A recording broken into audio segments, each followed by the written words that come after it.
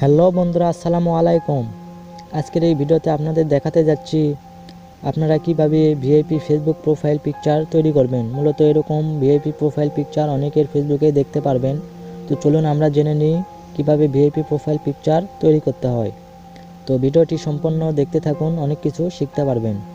তো সর্বপ্রথম play store বা অ্যাপ স্টোর থেকে পিক্সেল অ্যাপটি ইনস্টল করে নেবেন। তো আমার অলরেডি ইনস্টল করা আছে, আমি ওপেন করব।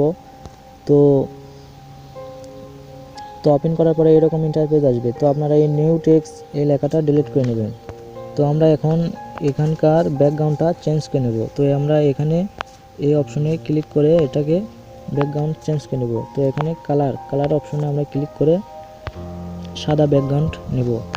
তো এরপরে আমরা পিএনজি অ্যাড করব। তো এই ভিডিও ডিসক্রিপশন বক্সে কিংবা কমেন্ট সেকশনের প্রথমে আপনারা পিএনজি লিঙ্ক পেয়ে যাবেন। তো ওখান থেকে আমার দেওয়া পিএনজিগুলো ডাউনলোড করে নেবেন। তো আমি এক্সাম্পল একটা দেখাচ্ছি। তো আমি এই পিএনজিটা অ্যাড করব। তো এটাকে টেনে বড় করে দেব। তো এরপরে আমরা এই যে এখানে নিচে এই অপশনে ক্লিক করব।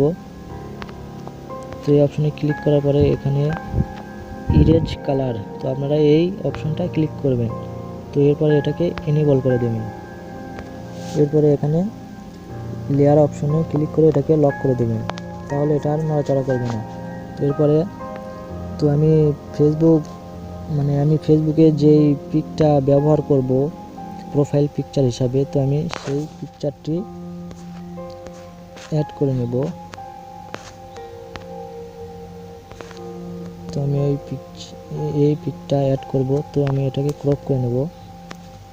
তো এখানে আমরা এটাকে বসিয়ে দেব। তো এটাকে আমি ছোট করে নেব, পজিশন মতো নেব।